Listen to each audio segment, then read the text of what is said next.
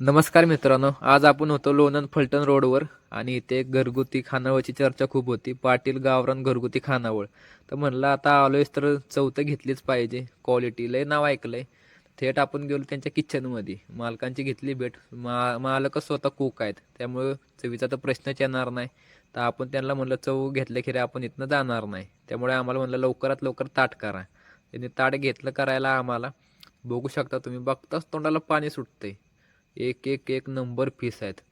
ताटात सलाड बघा तुम्ही, मस्त आहे की. त्याने आपल्यासाठी म्हणले 2च मिनिटात ताट लावतो दादा तुमच्यासाठी.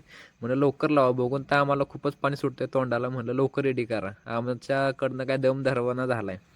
तर आपला भाव म्हणतोय प्रत्येक व्हिडिओमध्ये तूच बोलत असतो, कधीतरी आम्हाला चान्स दे. तर म्हणलं बबर, तू माहिती सांग डिशची म्हणलं. तर तो मला चालतंय. तर तुम्ही आता त्याच्या भाषेत ऐका. खेकडा रस्सा, खेकडा मुंगी, खेकडा फ्राय, खेकडा भजर, खेकडा सूप, भाकरी आणि राईस. आज आलोय आपण पाटील घरगुती खानावळ येथे जेवण्यासाठी.